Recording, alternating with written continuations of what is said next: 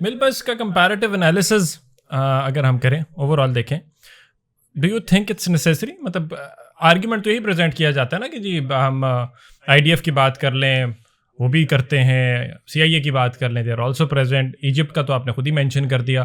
So examples are given across the world.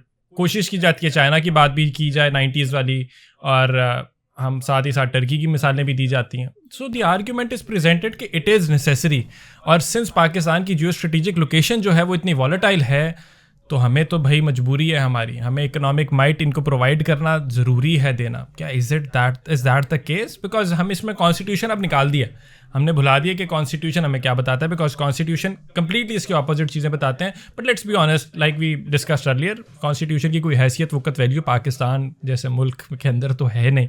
تو پھر over all ہم دیکھ لیتے ہیں کہ اگر نہیں ہے کانسٹیٹیوشن، اور اگر ہم comparative analysis with the rest of the world کریں، is it that mandatory?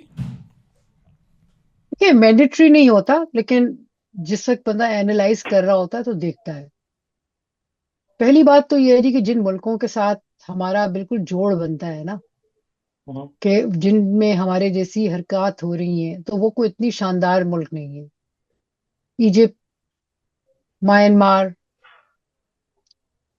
China میں ایک زمانے میں ہوتا تھا، لیکن 1997 میں چائنا نے بین لگا دیا. چائنا نے ڈس انویسٹ کر دیا، فوج کو حکم دیا کہ بھائی بند کرو یہ تماشا، we want a professional military.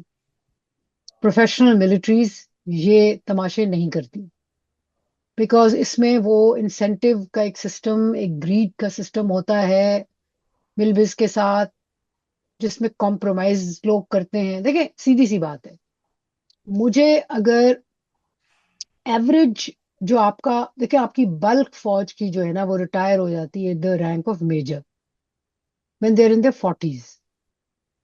آگے چلیں، آپ کا اٹس اے پیرامڈ، ٹاپ پہ جتنے جائیں گے کم ہوتا جائے گا. ٹھیک ہے، بلک نیچے ریٹائر ہو جاتا ہے، اوپر آہستہ آہستہ جو جاتا ہے پہنچ پاتا ہے، اور بینیفٹس کانسنٹریٹڈ اوپر زیادہ ہوتے ہیں. اب چکر یہ ہے کہ اگر میں ایسے میجر ہوں اور مجھے ہے کہ بھائی مجھے نا، اب میں ریٹائر ہو گیا ہوں، ہو گئی ہوں، کوئی نوکری مل جائے 3 سال اور، تو اگین مجھے اوپر والے کی طرف دیکھنا ہے.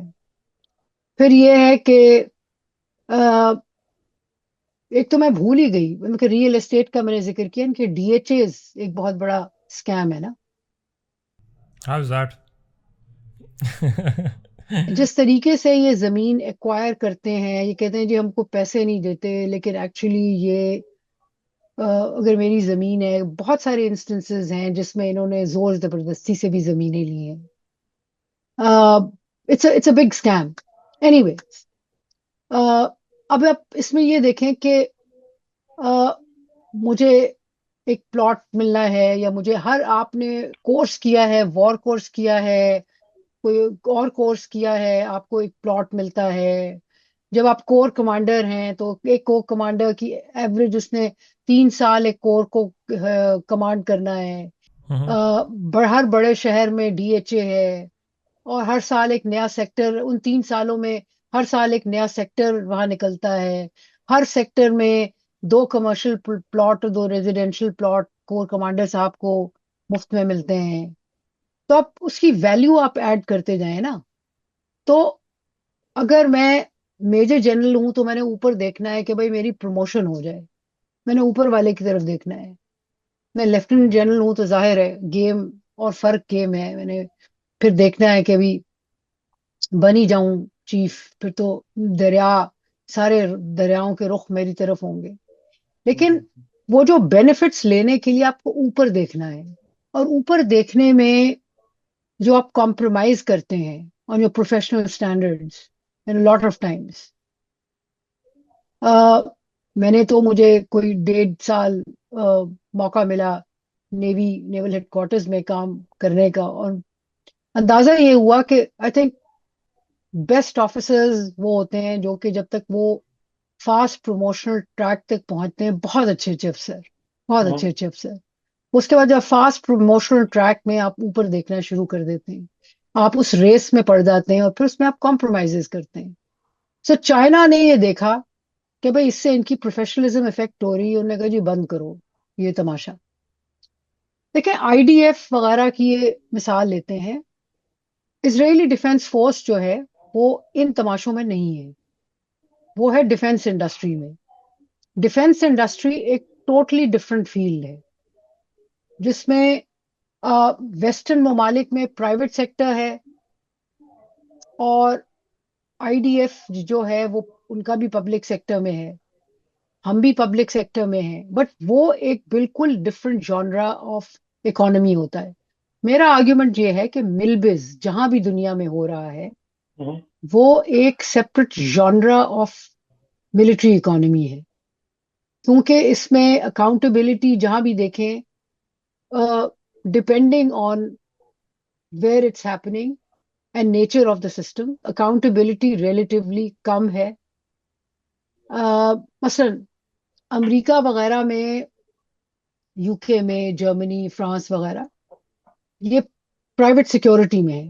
تو پرائیویٹ سیکورٹی فرمز ہیں اور اس میں پرابلم یہ ہے کیونکہ پرائیویٹ سیکٹر ہے ان کا ظاہر ہے جو گورنمنٹ آڈٹ نہیں ہوتا ہوں، لیکن وہاں بھی لیکیجز ہیں اور یہ ہر جہاں بھی یہ ملٹری بزنس ہو رہی ہے یہ لیکیجز ہوتے ہیں from public to private sector. امریکہ کی میں مثال دے دوں جہاں کانسٹیٹیوشن بھی چلتا ہے اور جہاں سسٹمز ہم سے بہتر ہیں.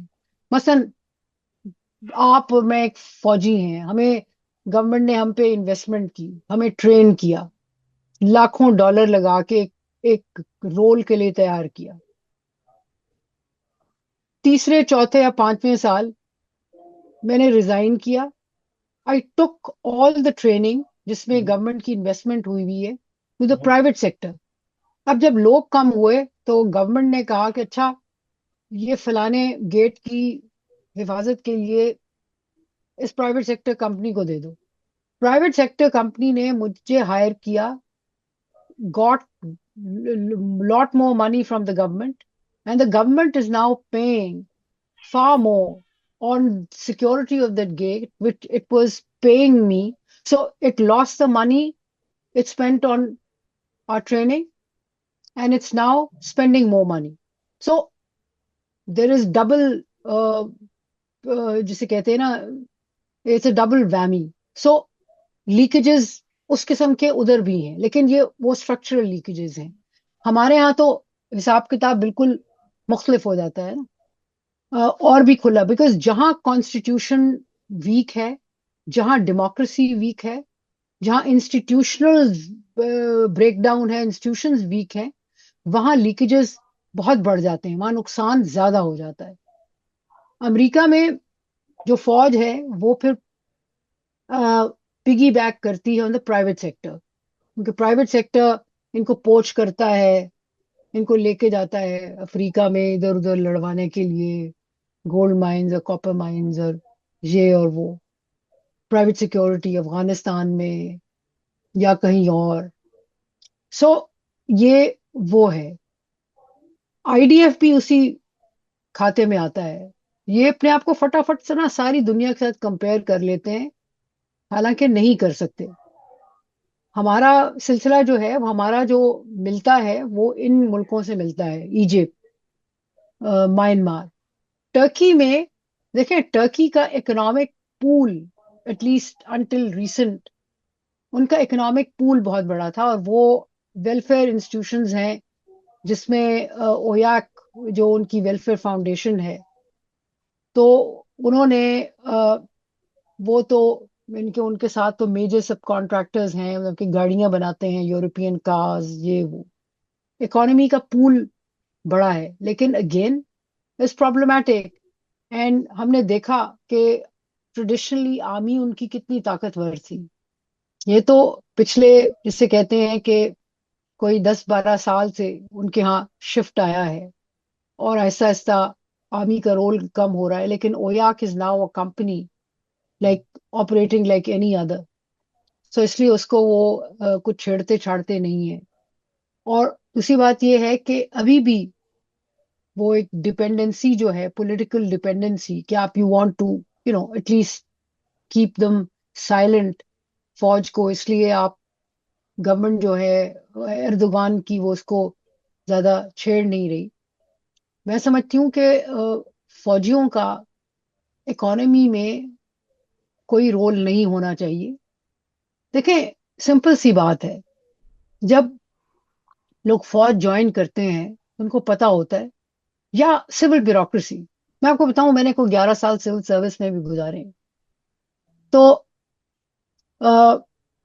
ایسے باسز کے بھی ساتھ کام کیا ہے کہ جو کہ بڑے کھاتے پیتے حاضہ من فضل ربی والے تھے. تو ایک سے تو میں نے معصومانہ سوال بھی کر لیا. کیا سوال تھا؟ میں نے کہا جی کیوں پیسے بناتے ہیں؟ تو انہوں نے کہا کہ دیکھو میرے خرچے پورے نہیں ہوتے، مجھے اس سوسائٹی میں رہنا ہے، یہ ہے وہ ہے.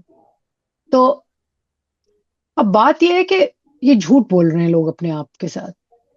گورنمنٹ آپ کو یہ نہیں کہتی کہ جب آپ کو نوکری دے رہی ہوتی ہے کہ بھائی کوئی بہت ریسورسز کے دریا بہ رہے ہوں گے، نہیں بہ رہے ہوتے. آپ کو پتا ہے کہ آپ کا پے اسکیل کیا ہے. جب میں نے سول سروس جوائن کی تھی آئی ریمبر کہ پروبیشن کے دوران ہماری ٹیک ہوم سیلری ہوتی تھی 1800. ٹھیک ہے، اینڈ دس واز ان کس ایئر کی بات ہے یہ؟ یہ 88 89 کی بات. ارے ارے 1800 میں ایک تو الحمدللہ مجھے گھر سے تکلیف نہیں تھی، تو 1800 پاکٹ منی لگتی تھی ایٹ بیسٹ. بٹ جن کو بچے پالنے تھے، اور ہمارے بیچ میں ایسے لوگ بھی تھے جو کہ جن کے شادی شدہ تھے، بال بچے تھے، ڈاکٹر تھے، نوکریاں چھوڑ کے آئے تھے، سے بہتر کما رہے تھے. سو مجھے اچھی طرح یاد ہے میرے پاس ایک ینگسٹر پروبیشنر، جو میں نے کام کرنا شروع کیا تو ایک دفعہ آیا کسی کام سے، اس نے کہا جی اچھا یہ بتائیں کہ ڈپارٹمنٹ میں اچھی پوسٹنگز کون سی ہیں. تو میں نے کہا جناب آپ کا کرائٹیرین کچھ اور ہو سکتا ہے، میرا کچھ اور ہو سکتا ہے، بتائیں آپ کو کیا کس چیز کی تلاش ہے. وہ کہنے لگے کہ جی ایسی جگہ ہو جہاں میں 10 11 بجے آرام سے دفتر جاؤں تو باس پوچھے نا. یہ ساتھ ہی اس نے ایک ایسے ڈپارٹمنٹ کا نام لیا جس میں مشہور تھا کہ پیسے ہیں، وہ کون سا ڈپارٹمنٹ تھا؟ Works department. ارے تو میں نے اس کو ہنس کے کہا، میں نے کہا بات سنو، انارکلی میں چھولے کی چھابڑی کیوں نہیں لگاتے؟ تو اس نے بڑا غصے سے دیکھا، اس نے کہا جی آپ کو عزت دارانہ کام کی مجھے کہیں نا. تو میں نے اسے کہا، میں نے کہا یار بات سنو، اپنے ہاتھ سے کمانا میرے خیال میں زیادہ عزت داری ہے بجائے کہ کسی کے جیب میں ہاتھ ڈال کے پیسے کمانا. تو ہمارے ہاں ایک ٹریجڈی یہ ہے، وہ ہم دوسری طرف چلے گئے، بٹ مسئلہ ہمارے ہاں ایک یہ ہے کہ جو رسپیکٹ آف لیبر جو ہے نا، ہم لیبر کو ہاتھ سے کمانے کو آنر نہیں کرتے. ہمارے ہاں جو مزدور ہے، جو کسان ہے، جو کہ خود اپنے ہاتھ سے کام کر رہا ہے، وہ اتنی بےزتی کی بات ہے. ہم جب ہمارے ہاں ہم اپنے جو کھاتے پیتے گھروں میں ہم اپنے بچوں کو ٹرین کرتے ہیں کہ نوکر سے کام کرواؤ، ہم ملازم رکھتے ہیں.